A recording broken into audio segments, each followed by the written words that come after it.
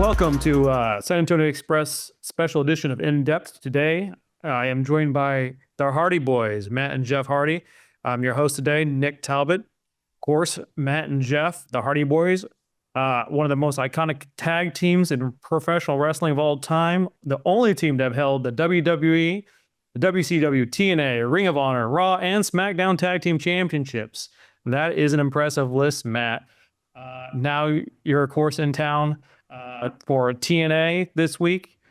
Big show coming up on January 23rd and 24th. Tell us a little bit about the show and what you think the Hardy Boys are going to be doing besides tearing it down as usual. It's going to be really exciting. It's a live Impact in 2025. So that says a lot about the success that TNA has recently been experiencing. So we're really pumped for that. Last time we were in San Antonio, the fans were enthusiastic, they were passionate, and we're looking forward to that happening again. So a live Impact on January the 23rd. It's going to be very cool. And on January the 24th, we're going to be taping some more Impacts for future dates. But the wrestling fans in San Antonio are great. They are so great to TNA. Yeah, I was actually at their last show with there. It was really great there at the Tech Port. Final resolution was that the last thing you defeated the system. What do you like about the feud and what's next for the tag champs? I like the fact that I came in originally on a handshake deal, and I was working a program with Moose, and we said we would go through against all odds. And Jeff's deal ended up expiring the day before that, so that ended up working out on that day. That was very much a day of decision. And then we've kind of segued from me versus the system and Moose specifically to myself and Jeff versus Brian Myers and Eddie Edwards. And I love that we worked several months and we had to earn those tag team titles. And then we did earn them in Full Metal Mayhem, a match that we helped make famous, tables, ladders, and chairs. Oh my. And it was really rewarding. And it feels like TNA is putting us in positions to succeed. And we're both very happy about that. And we love our utilization here.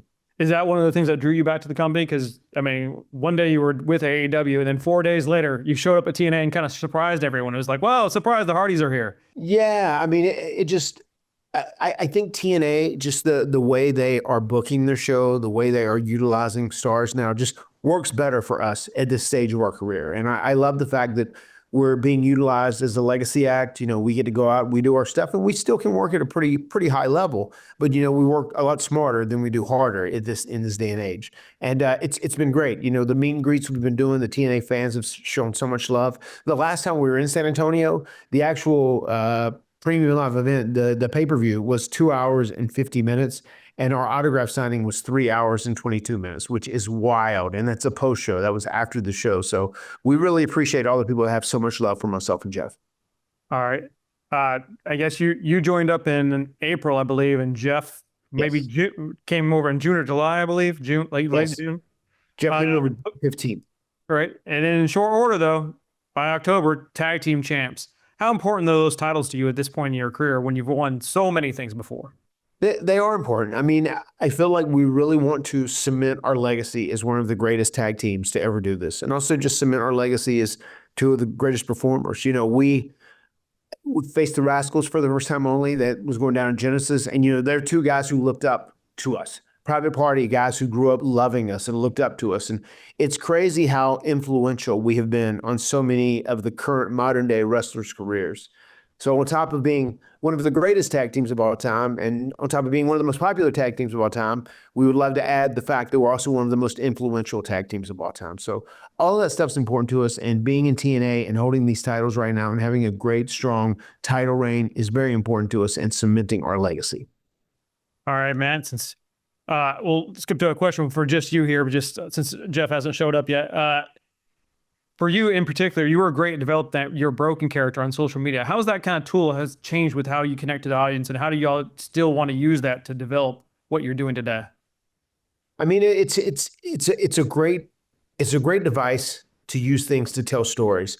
I mean, there's times you can plant seeds, you can put things in people's minds, and it almost kind of is a way to supplement whatever kind of story you're telling, and if you're smart with social media, and one guy who's extremely smart with it is Joe Hendry, who I think is going to be the flag bearer of TNA before too long too. I love what he's doing, and he's so smart with social media. But we've just tried to evolve and try and stay with the times. And there's times where you can like slide in little details to kind of add to your story and make things mean more in context in your television match or your pay-per-view match.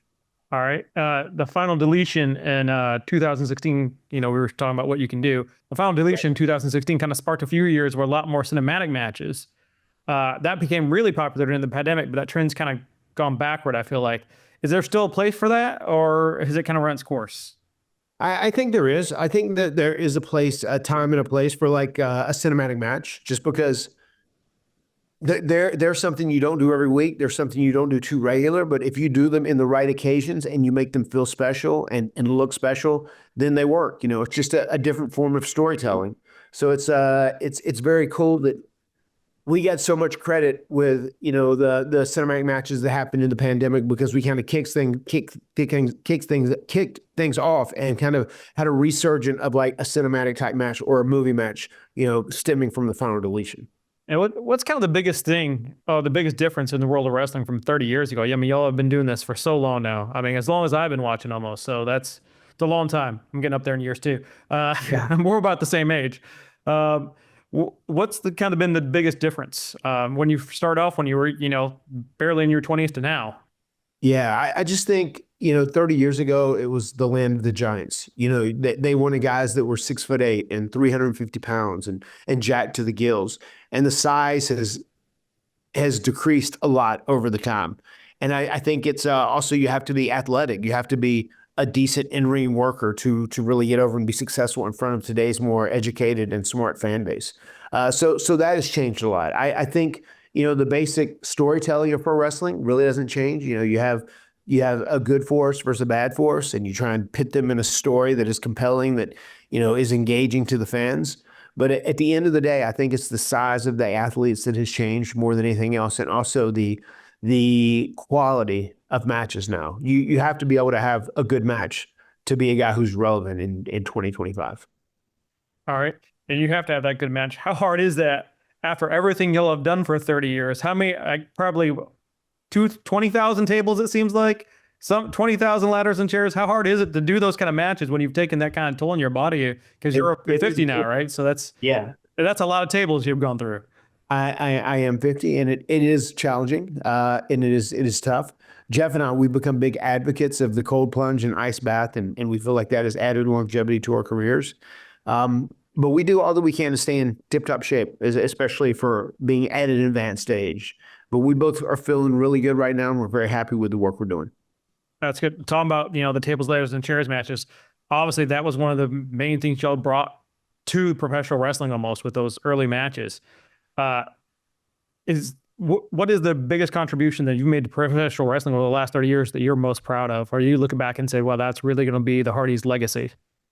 I mean, looking back, it's really cool that we were able to kind of usher in our own style of match, stemming from the beginnings, No Mercy 99, the tag team ladder match with Edge and Christian, all the way to the table match with the Dudleys at Royal Rumble 2000, into the triangle ladder match, and then the TLC matches. And TLC matches and ladder matches are now a staple of pro wrestling and like a regular concept. And we're pretty happy that we were the pioneers that kind of made that come to life. You've been in TNA multiple times, WWE multiple times, Ring of Honor, AEW. How has it kind of helped y'all evolve when you move around from promotion to promotion? Has it been a hindrance, or has it really helped? Because it seems like y'all kind of reinvent yourselves every time you make a new stop. Yeah, sometimes you do need to make a new start and kind of get a fresh start. Change the environment and the atmosphere around you. So that is one thing that is important, I think, to do. I love the fact that us coming to TNA, there's a whole bunch of people that we never wrestled before. There's a whole bunch of new, intriguing, fresh matchups, and it kind of gave us a whole new, a bunch of new pieces to play around with on the table.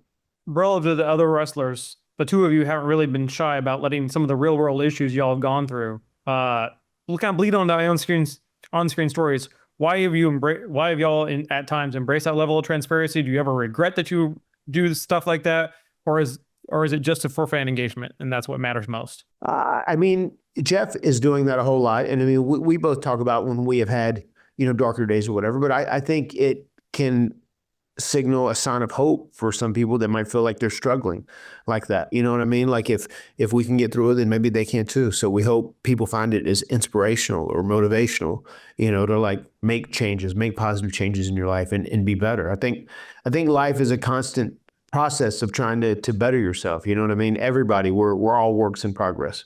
Are there any lingering accomplishments, like say the Hall of Fame, that you're still chasing? What's left of the Hardy Boys?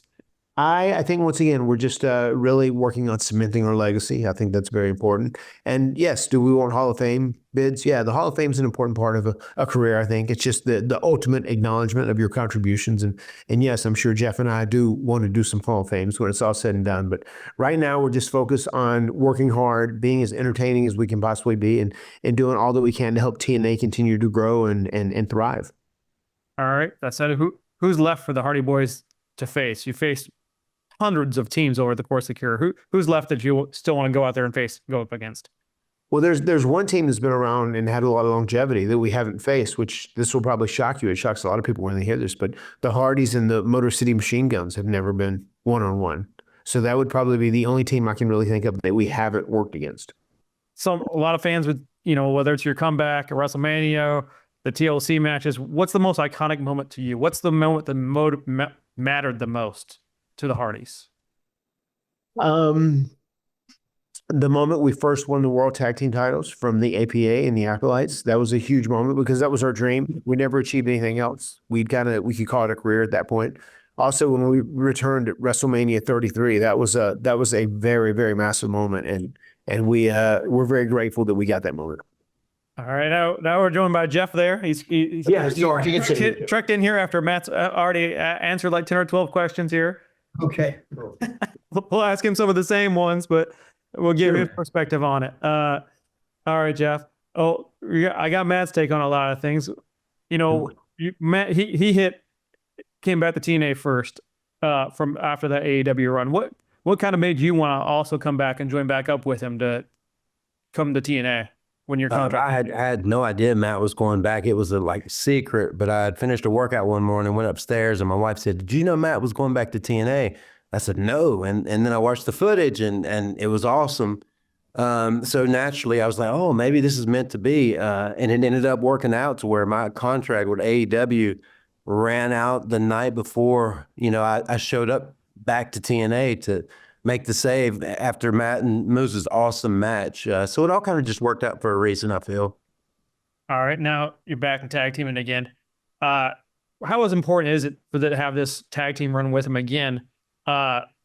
When you've been tag team champions, various promotions all over time, but now you're tag team champions. How important is those titles to you at this point in your career? It's super important. Probably the most important title I've ever had, just because I came so close to ending it all, like in 2022, just from my drinking that got way out of control when my dad had passed away, and I was in such a blur. I didn't realize how bad it was until I got in some trouble with the law, but I needed to go away for a while and get straight, and here I am almost 3 years later, and I feel super good. I'm a big ice bather these days. Matt is now as well.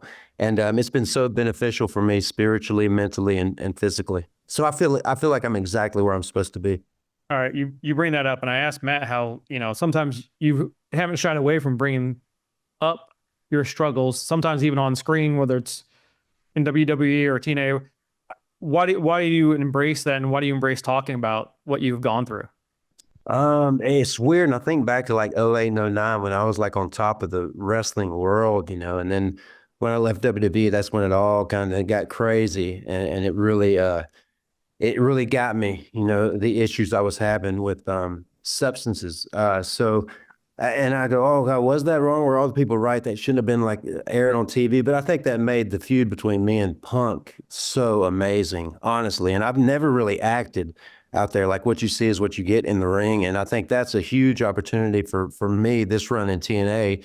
Especially, I'm super excited about bringing Willow back to Total Nonstop Action and doing some really cool stuff with that idea. And I feel like 2025 is going to be a really good year for the Hardys, especially this match coming up at Genesis against the Rascals, man. It's the first time ever. And I've been watching their matches every morning. I've been watching matches from the 80s, the Freebirds, Von Erichs, Midnight Express, Rock and Roll Express, and just I'm having all these ideas of the possibilities that 2025 can be for the Hardys. All right, that leads me to two questions. First, how important has it been for y'all to evolve? Because you've been in TNA multiple times, WWE multiple times, Ring of Honor, AEW. Each time it seems like y'all have reinvented a little bit, either individually or together, reinvented yourself just a little bit. How important is that to staying relevant 30 years into your career? Reinvention is so important and paramount, and that's what I'm really excited about. Kicking off our kind of new Genesis vibe with TNA's Genesis of 2025 against the Rascals. So yeah, you're going to see a definite reinvention of Jeff Hardy throughout the next year. All right, you faced hundreds of teams and went through hundreds of tables in your career, if not thousands. Who have you wanted to face but haven't gotten to face yet? The Rascals are on that list, and one of my dream matches was always Roman Reigns, they used to say, and I still, I have that in my head before it's all over my career. But yeah, the Rascals, I've kind of wanted that match for a long time, and the Motor City Machine Guns, man, that's never been done. That would be super cool, especially they showed up in WWE and are killing it like they always do. But definitely in TNA, I want to work with Moose. I want to do something with Joe Hendry, especially like musically and wrestling related. So yeah, those are the three guys, man. Roman Reigns is a big one. Joe Hendry and Moose. You mentioned Joe Hendry's name. He hasn't appeared yet, so we'll that was a sign that he's not around. Gonna turn around on us in any second. You've had so many iconic moments over the years, but what contribution are you most proud of that you've brought to professional wrestling? I think authenticity. I've said that a lot as far as being original. I kind of think that's what my legacy will end up being, and all my failures has kind of led me to my salvation in a sense, to come out, on the other side of drug and alcohol issues and feel as good as I do now and excited about life. And my family has a big deal, is a big deal to do with that, because they never gave up on me, and they are my world. And I'm so grateful for pro wrestling in general. It's given me such an amazing life. And my career has been, even with the failures, extremely successful and extremely awesome. And it's gonna be better, because I think I was put on planet Earth to be a pro wrestler, and I've just never fully committed to it 100%. But I'm close to committing to it like 95% this year. All right. Never committing to it, but you have what, 16 tag title, 12? It's high. Yeah, so many tag team champions, 3-time like WWE champion, all these accomplishments. Well, what has been your most iconic moment that you remember that you said, that's it, that's my moment? It's gonna be hard to top that one. Yeah, I think it's where it all kind of changed mine and Matt's lives. Our careers was the tag team ladder match, the first tag team ladder match with Edge and Christian. From one early spot in that match, I think Christian drop kicked me off a ladder, and I was in the corner, and just the reaction from the people, I knew it was going to be special. And then that led to me doing the leapfrog leg drop over the ladder, and then just doing a gesture to the crowd, and the reaction was so powerful. And I was like, okay, we are on to something. This is our deal. And finally, I think when that match happened, my dad finally understood why I would save up money from landscaping to buy ladders only to destroy. After that match, he finally understood why I did that. Going back to TNA, what's next for y'all? You have the Rascals up, but what's the ultimate goal for TNA? What do you want to see out of this run? Just get bigger and bigger crowds and like crazy big shows, and just evolve as a company, and especially to be competitive with the other ones, man, AEW and WWE. And I think we completely have that ability. I just love the way they shoot the program. The slow motion stuff is amazing. The way they tell stories, and I think we fit in perfectly with all of that. So I predict that 2025 will be one of the best years, if not the best years of our careers. I appreciate you taking the time to talk to us today, Matt as well. TNA Impact, Thursday, January 23rd from the Boeing Center at Techport, and then again on the 24th. Come get your tickets for a TNA. Yeah, and TNA is going to be live for the first time in, I think, 8 or 9 years or something. That's super exciting, man, because, it's just the one take throughout the whole show. So in San Antonio, yeah, we're going to be live Thursday night for the first time in a long time. And I love live television. So it's going to be good. That would be good for the fans too. Thanks again for joining me. I appreciate it. Thank you. And also winning the world title was also a dream come true for me. That was a childhood dream come true for me with Edge and Triple H. And that was huge for me. My match with The Undertaker is so, I'm so grateful for everything other people have helped me with over the years. And I'm a lucky man. You've been doing it for so long, it just comes back in waves. It's like, oh yeah, I forgot I won the championship. Yeah, that was good. How crazy cool that was. So yeah, thank you very much for having us, man. Yeah. Thank you very much. You've had an amazing career, and we look forward to seeing more of it. Right on, man. Thank you.